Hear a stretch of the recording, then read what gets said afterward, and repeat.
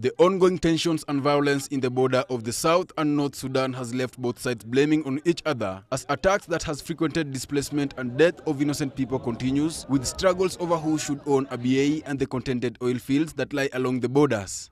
The partners in Khartoum decided really to dodge this demarcation because they were afraid most of these areas would be cut to the south and they would be losing a lot of natural resources. Minerals, actually. Minerals, you know, in these areas include diamond, uranium, iron, gold, copper, and the list is long, leave alone oil. Finally, what came was Khartoum started bombing us from September of last year. They started bombing us and by their planes along our borders, actually inside Southern Sudan, for about 63 times.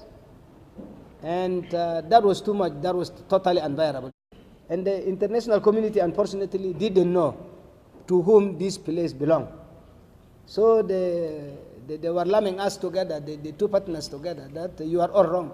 And particularly you, the people of Southern Sudan, why did you occupy this place? They didn't know that we were provoked.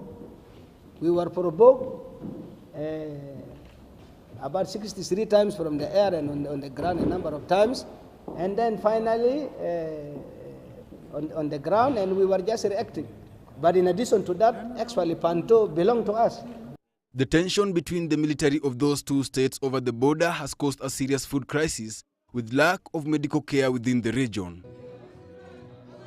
Speaking during the 29th anniversary of the Sudan People Liberation Movement, Honorable James Wani Iga, the Speaker of the South Sudan Parliament, however, said that food shortage will be curbed as their government urges its people to cultivate and take advantage of the rain season. The food shortage is the only answer to this is we must go to production. We are happy that actually rains have begun, and we are urging Southern Sudanese to enter into cultivation, into food production. Of course, I know the difficulties in the beginning, like this, it is going to be difficult before that production takes place. We have some 3 to 4 months, and those are critical. We will continue, you know, also to appeal to the international community and not to apply sanctions on us so that we can continue to buy the little food you have, because Kenya also may run short of food, although there are good rains this year. The same thing with Uganda is also facing food shortages, but I'm sure they can afford to send their food because actually the prices in the south are higher, unfortunately.